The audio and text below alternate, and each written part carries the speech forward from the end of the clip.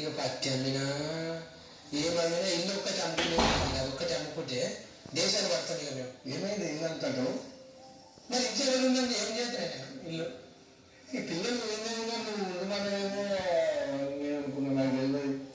ఉండమన్న ఖర్చులకు పంపిస్తున్నా, పత్తి అమ్మి కూడా ఆడికి పంపిస్తున్నట్టు చూస్తున్నా. వాళ్ళకి మీరేం చేస్తున్నారు సార్? అదే పత్తి అనుకుని క్యారెట్ వేస్తుంది, క్యారెట్ నడుస్తుంది.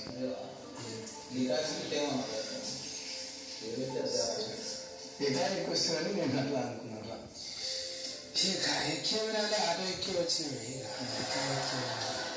నేను రావద్దు అనుకున్నా, ఇంట్లో అడుగు పెట్టొద్దు అనుకున్నా, మళ్ళీ పెట్టిపించాడు మా పురాంతం, చిన్న పురాంతం.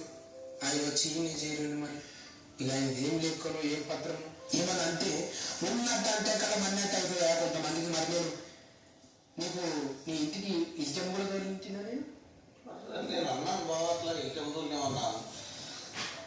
అన్నది లేదు, ఉన్నది లేదు. మరి కాదు గిన్నె ఉంటాడా?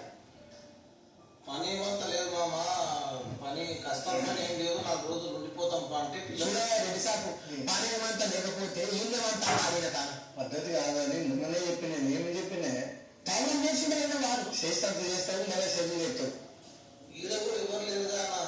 ఎవరు లేదు, దుప్పటి తెచ్చుకొని మెత్త తెచ్చుకొని పనుకోండి. ఏం ఎవరు లేకపోతే ఏం చేస్తాం? ఆయన ఫోటోలు వేసుకొని పనుకుంటున్నాం. పసి వెళ్ళాడు పాలు ఇస్తాం. ఏం పాలిస్తారు? ఆయన అనేది ఏం పాలు, నువ్వు అనేది ఏం పాలు? చిన్నపిల్లలు సంగతి ఎక్కువ పాలిపోన్నా. ఆయన భూమి పాలు అనుకుంటున్నాడు. అదే భూమి పాలు ఇస్తాం అనుకున్నా. పాలిస్తావో అవి పాలిస్తావో ఏవో పాలు కానీ చూసుకో నా చేసాడు చేస్తాడు. మరి చికెన్ ఆడేసిన చేసేదా ఏం మరి ఒక ఫోన్ ఎత్తేది లేదు, చేసేది లేదు. ఏందమ్మా అక్క చేసిన ఏమింది? చేతులకంతా నువ్వు అంత గీర్కపోయి మీరు పత్తి తీస్తున్నారా? చూడు క్యారెట్ చేసింది. ఆమె పెళ్ళి అయినాక నేనే ఇంకా చేను కాడికి పనికి దొరలేదు. నువ్వు చేనుకి ఎట్లా వెళ్తావు? నా కొండలు పట్టుకోను. మరి ఇది ఎవరు వాళ్ళు చేస్తాను.